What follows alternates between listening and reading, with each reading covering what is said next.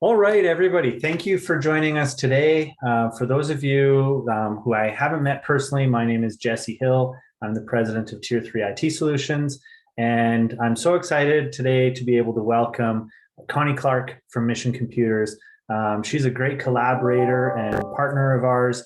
And one of our initiatives this year and moving into the future is to really help our clients make the most of their technology.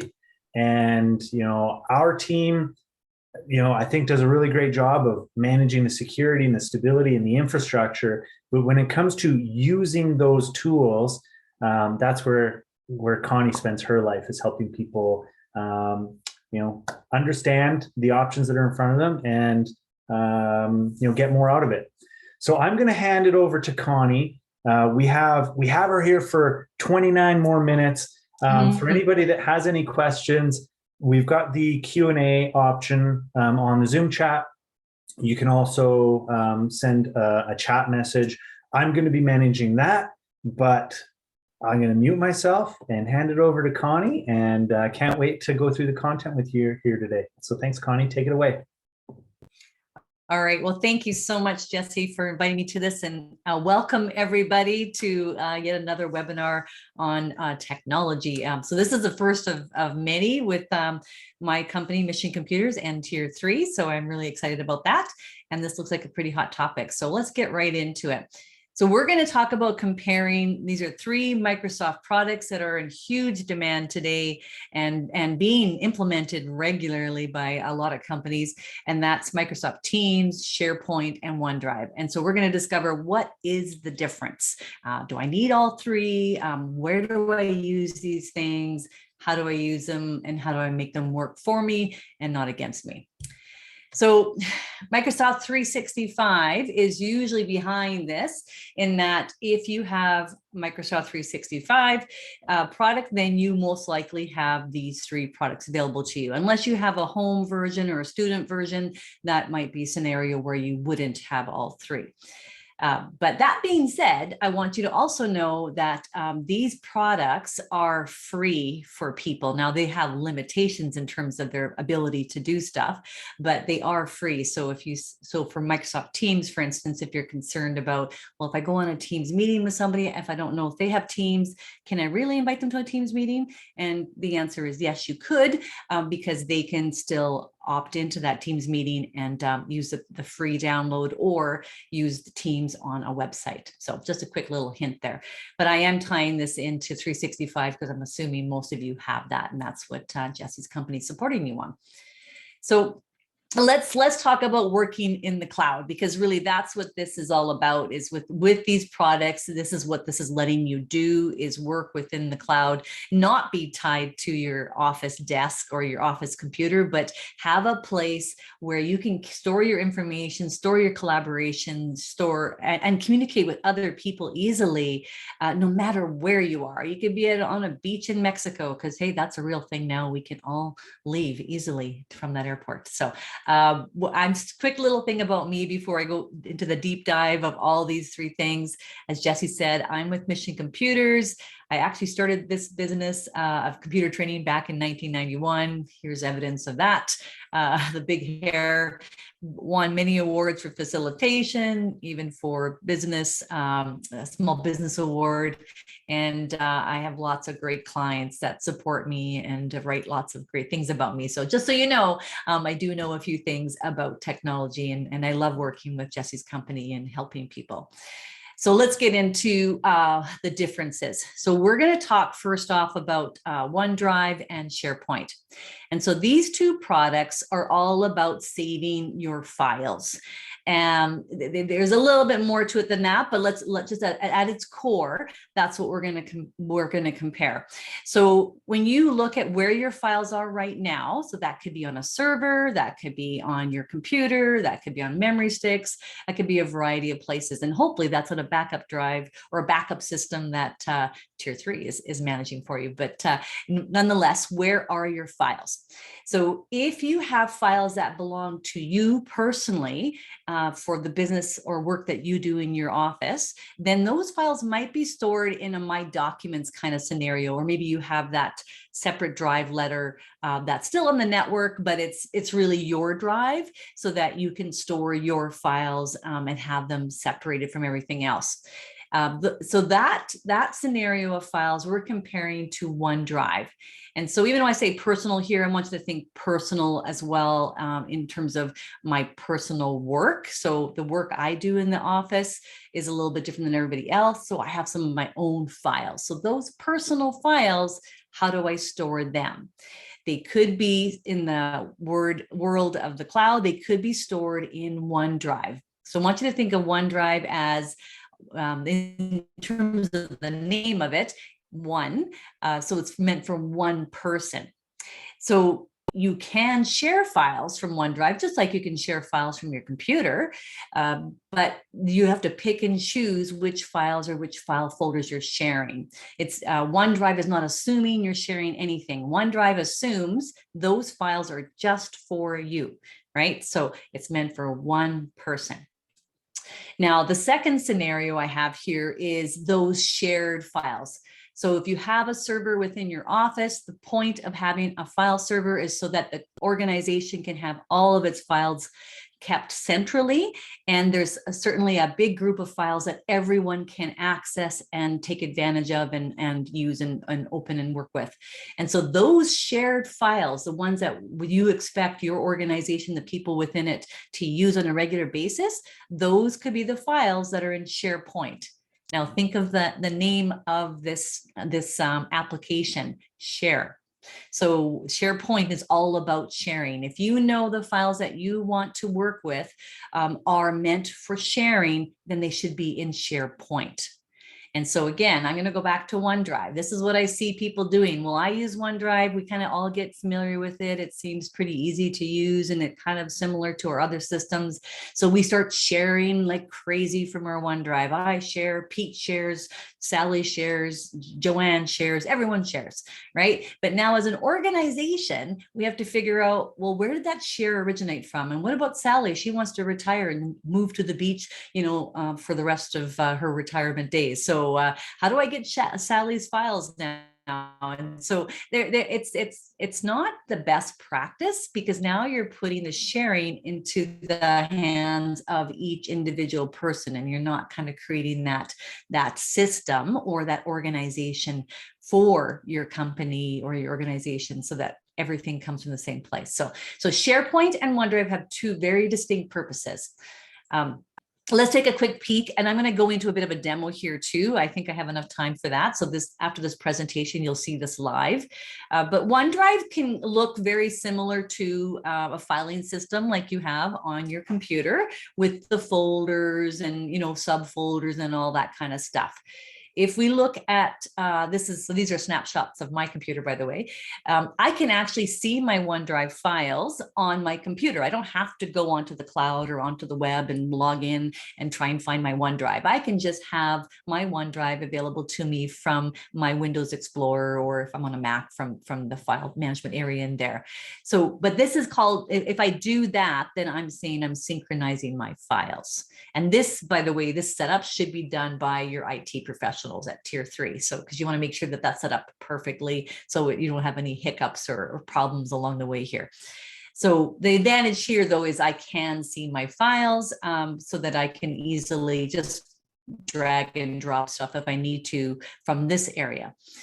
Now, SharePoint can look a lot different. And so I'm saying it this way for a reason, and that's because this is one option.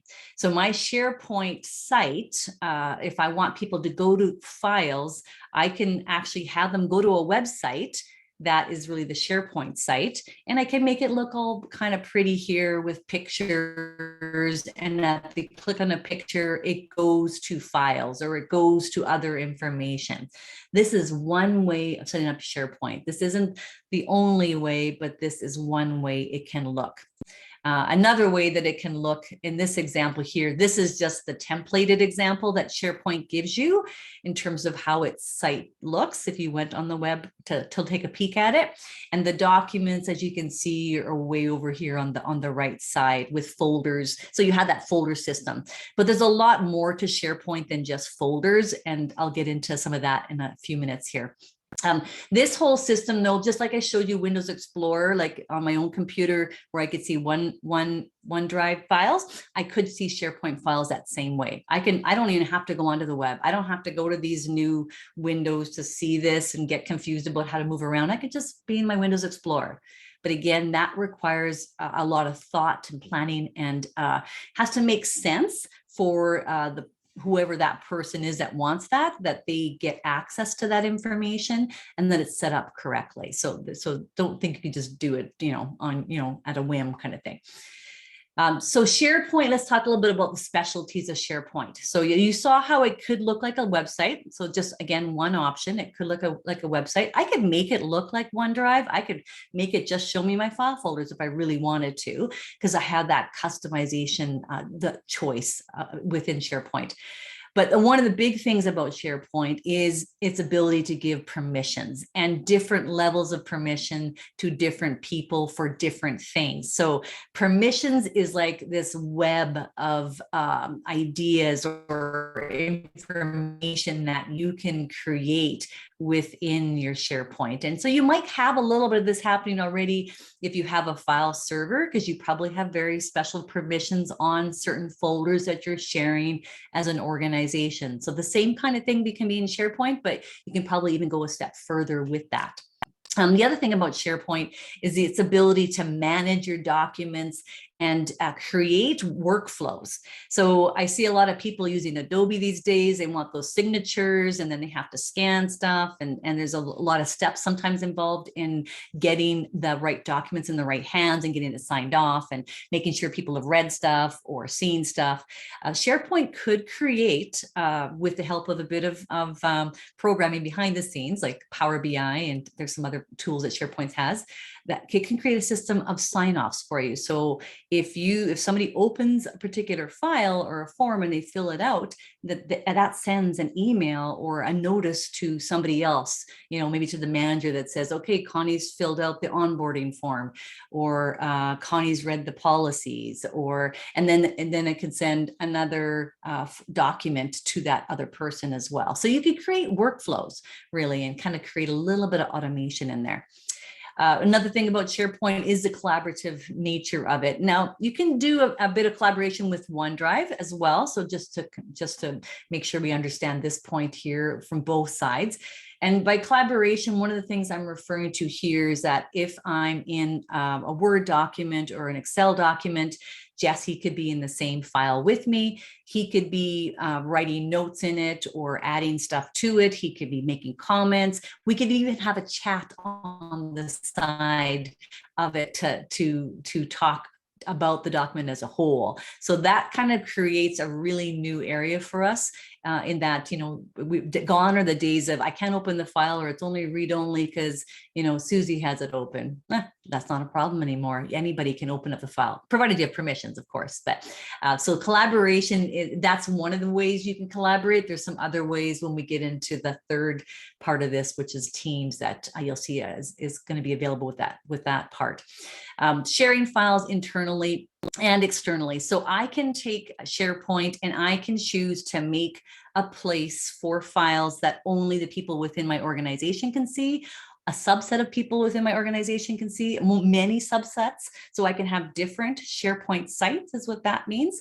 And that could just be all internal. And then I could have other ones where, well, Jesse and I are not in the same organization, but we want to share some files together, or we want to collaborate on some stuff, or we want to house our videos in the same place, or, we want to chat. So we could have a site, a SharePoint site that we're both members of, and we could have certain permissions around that. And we can invite other people and give them certain permissions. So there's a lot of potential here with permissions and with internal and external.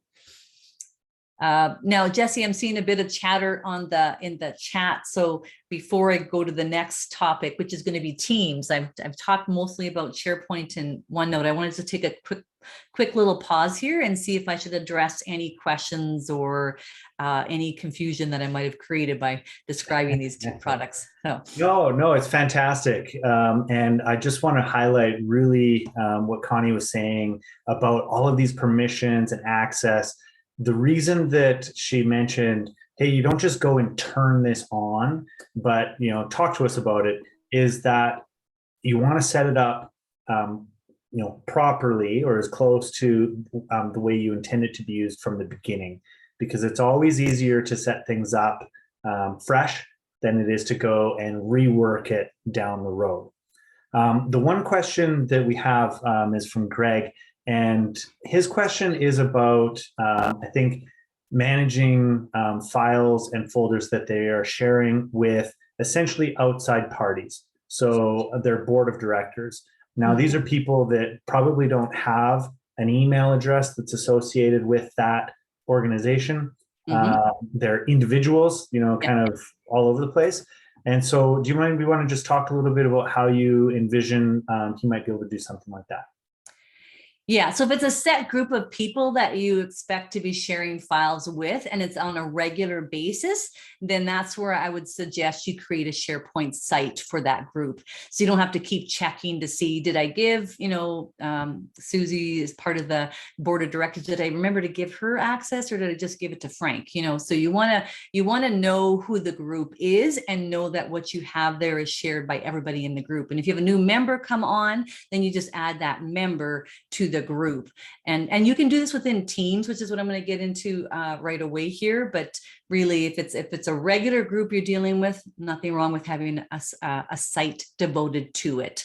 And that's kind of why you might see I'm a little biased about the OneDrive, because I see too many people. I'm going to share this folder, I'm going to share that folder, this file, this file, this file. And like, how are you going to know who you shared with? And how whether you should break the share or not? You have to go into each of them and go into the properties. It's so much extra work. Yeah. Like, stop doing that, right? So, Jesse, did you want to comment at all about that? No, I just want to say, the way that you illustrated the difference between personal and shared. A lot of times the way that we'll talk about it is, one is more, private, personal, kind of like a consumer solution. Whereas the SharePoint is more of the commercial or the business solution. So while they merge together, and it's one of the IT providers' nightmares is the way that Microsoft manages all of their naming conventions, and they share a lot of infrastructure on the back end.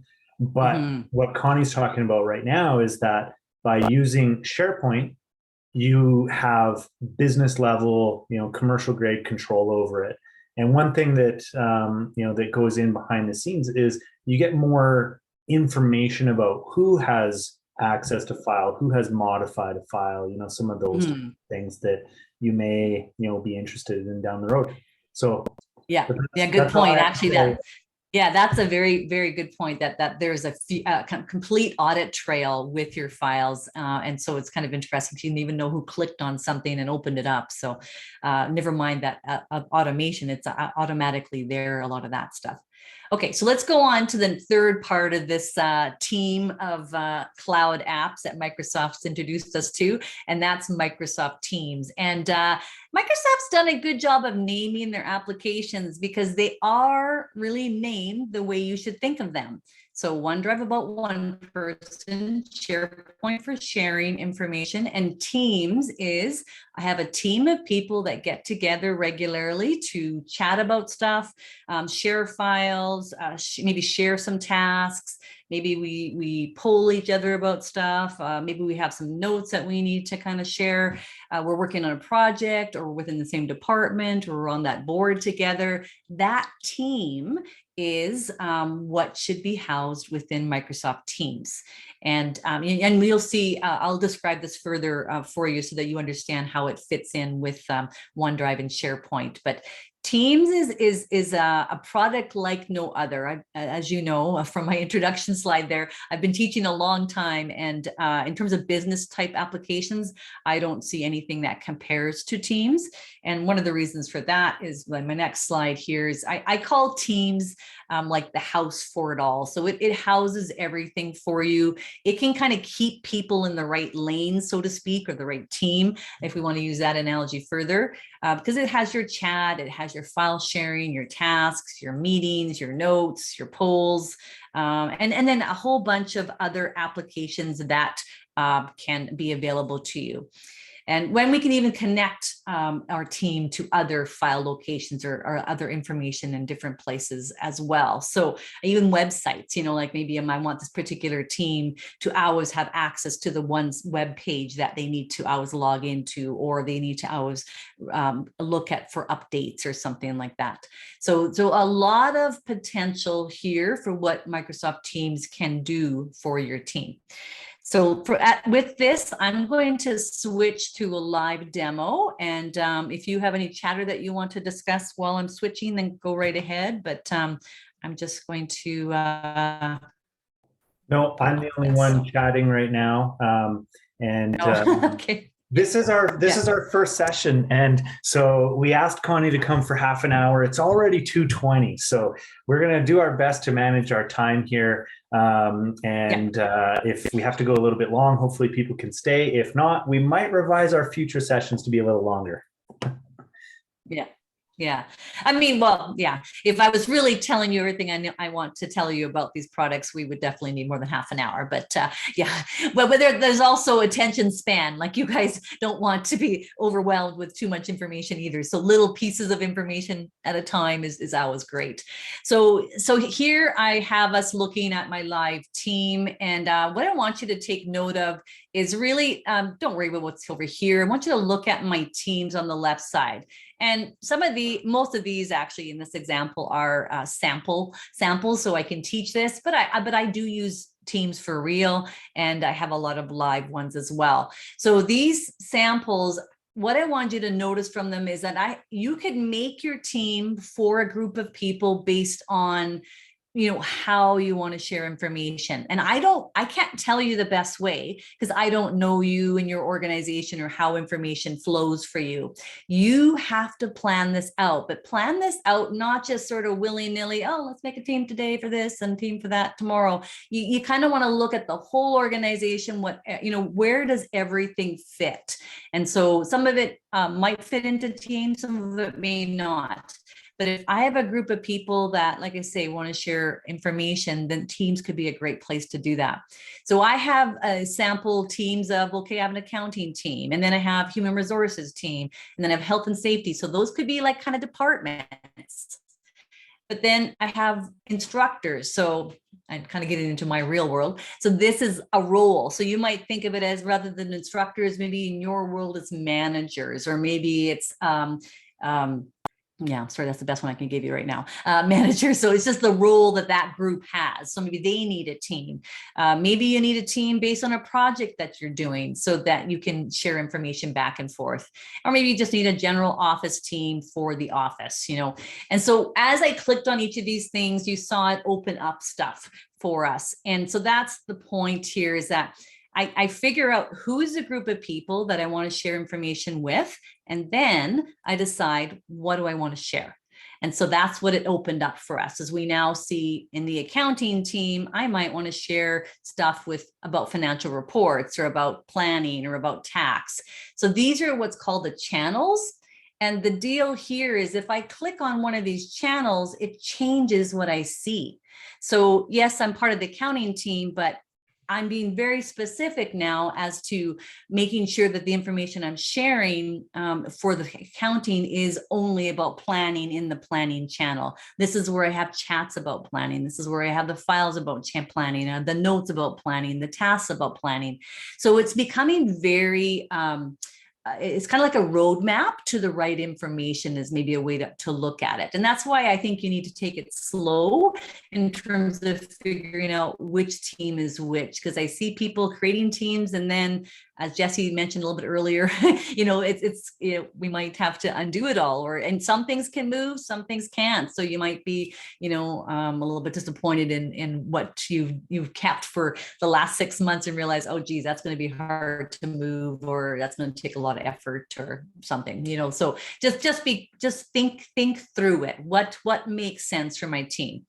And so as you see, there is a lock on some of the channels. And so a lock just means I can make that a private channel. And the purpose behind that is that when I make a team for accounting, let's say there's 5 of us in accounting. Well, maybe not all 5 of us need to see the stuff about tax. So I'm going to lock that channel so that only 2 of us can look at the tax stuff. And maybe there's another 3 of us that need to look at the financial report. So then I can lock it, and I can invite in whoever I want after I've locked it. But overarching, I only have the 5 people to deal with. Like, even though there's 25 of us in the company, I only ever will deal with 5 in accounting. And I can add members, of course, at any time, but that's kind of the gist of it. So I'm going to go down to a team here that has a lot of stuff in it. I just kind of wanted you to see the layout a bit. And we're going to do some poking around so you can see it. And then we're going to tie this back to SharePoint and OneDrive too. So I'm going to go into my training channel. So as an instructor, I want to look at the training that's coming up so I can chat with the other instructors about training. And then I have some files that I want to access as well. And so here you're seeing the files are laid out, like you've got the file folders. If I open up a file folder, I don't know if I have any subs. I could have subs in my file folders. Okay, I don't have an example of that, but I could open up, that kind of that sub tree. So the thing you need to understand at this point with files and teams is that these files are showing here, but they're not really here. They are stored in SharePoint. So when you create a team within Teams, you are actually creating a SharePoint site.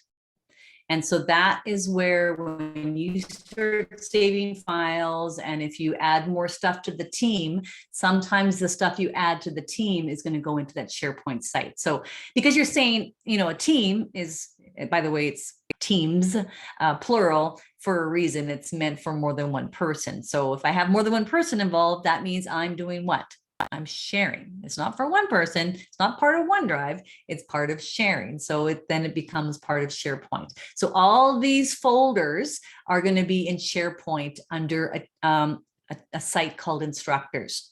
So I don't think I have it queued up, but I'm going to go to SharePoint and let's just see if I can find it fast enough. So Instructors is the team. So by the way, that's going to be the SharePoint site. And then training is what I'm in. So that in SharePoint, that's going to show as a folder. And then within training, I have these folders. So I hope I'm not confusing you at this point, but I'm just trying to show you the back end of this. You could just start using Teams and not worry about SharePoint. Leave that up to tier 3 to be looking after that for you and looking at permissions and all that kind of stuff. And just know that your files are safe because that's where they're stored and kept track of. But let me just show you what it looks like in SharePoint. So if I'm going to go back here, so this is SharePoint. I just clicked at the top here so you know that I'm in SharePoint here. You're seeing a lot of stuff on my screen because I'm in and out of here a lot and in and out of my Teams a lot. So it's showing you a lot of information, but we're looking for, just try not to get too distracted with all the stuff you see. We're going to go into Instructors. So you see where it says Instructors here. I can click on this, or I can click on Instructors on the left. Yeah, doesn't matter. I'll click on the left. And then let's just make this smaller because I want you to see something.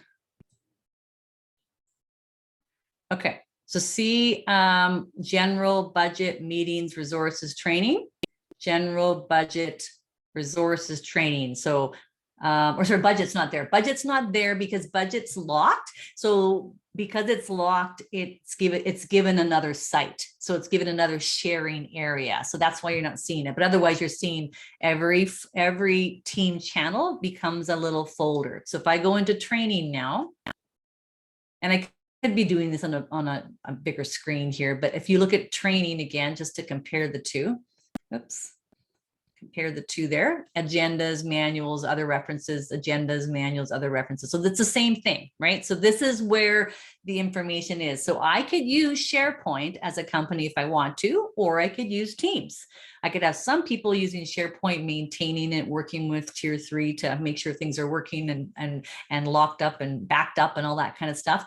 But as just in general for everybody in the office, Teams might be a better house for them to live in. They don't have to live in SharePoint. Just because stuff is in SharePoint, you can still look at it through Teams.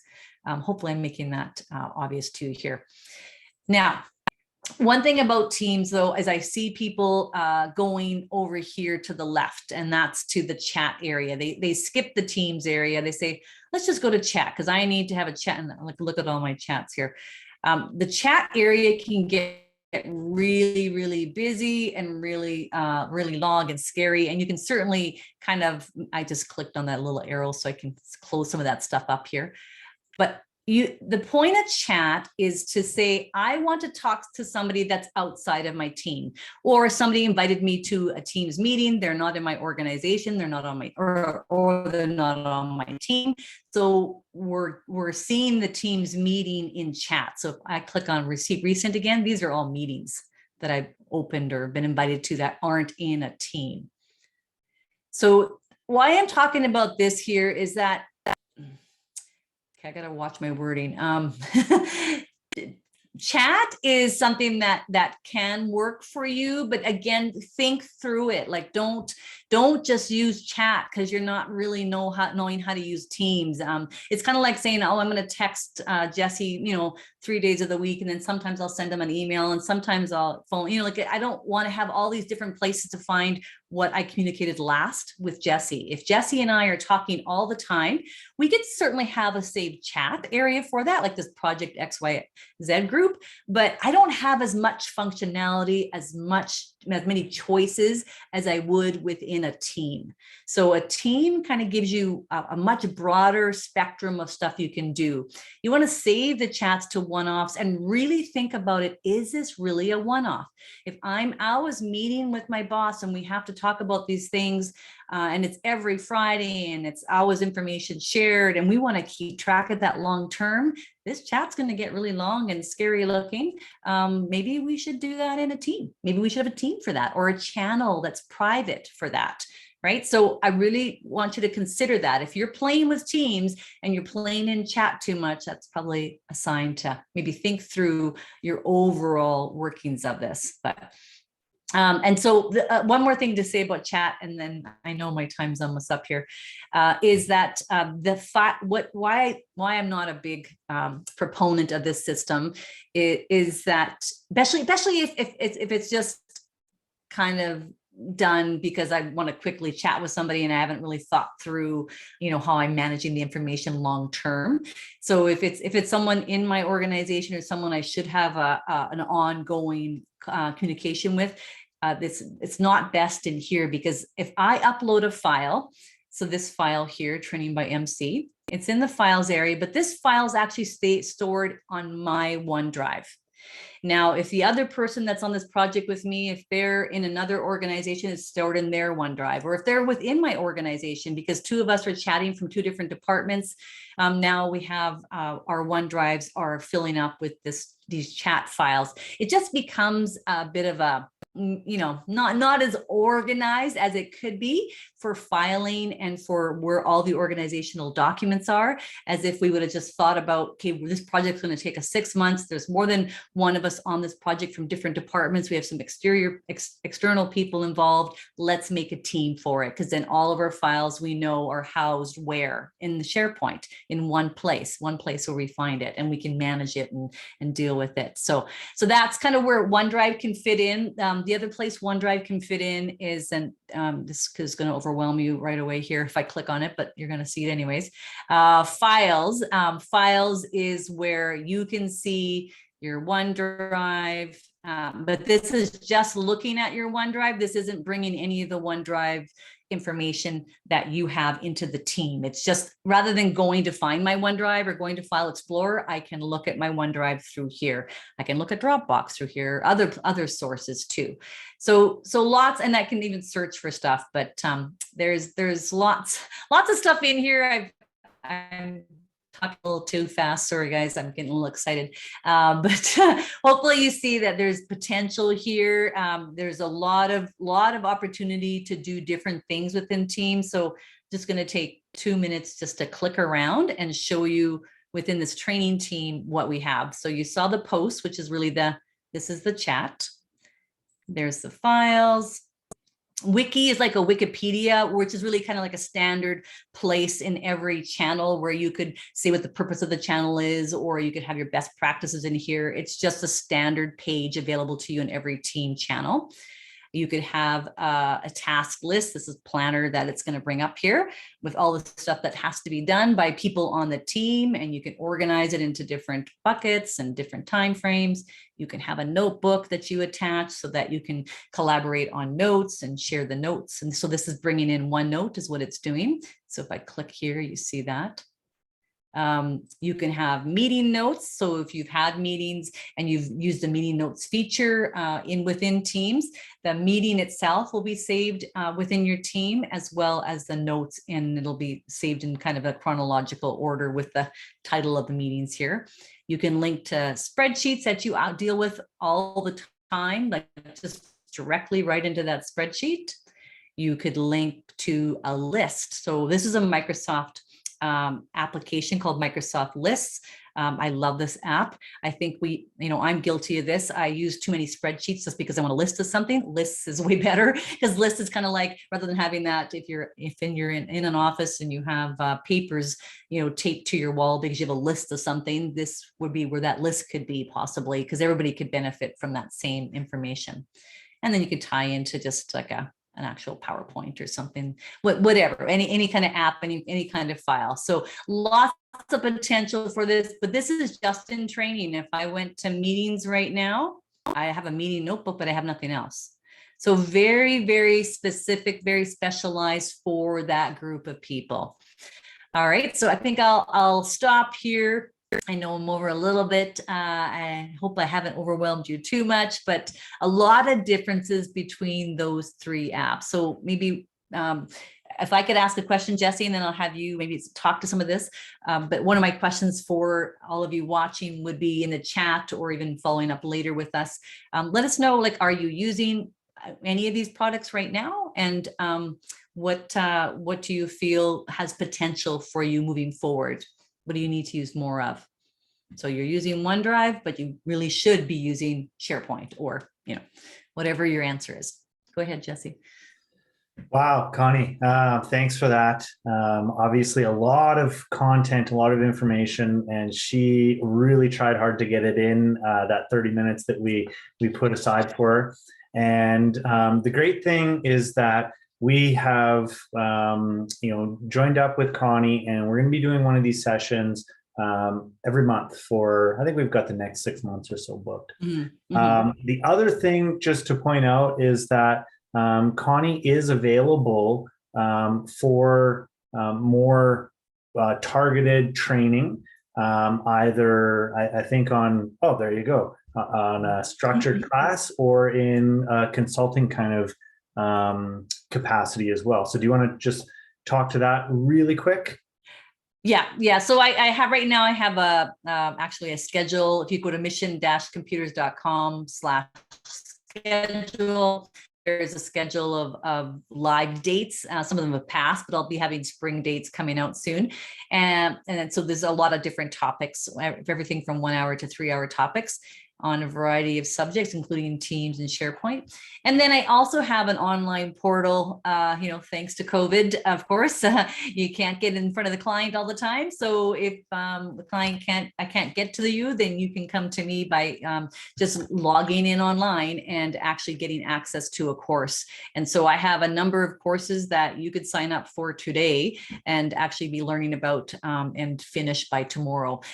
And the thing about these courses, I can give people access for a longer period of time. So you can rewatch things, or, kind of go back and look at stuff, and do the homework that I give you, read the notes and so on. So this is kind of one of the offers I thought I'd throw out there today. Is I do have the Team Success Blueprint, which is learning all about Microsoft Teams. And you can learn about SharePoint and OneNote and OneDrive, all those things as well, and have 12 months access to that training. So I'll leave it at that. But yeah, Jesse, they can still just contact me just by, emailing Connie at mission-computers.com and get a hold of me. Whew. All right. Well, I am going to just stop the recording.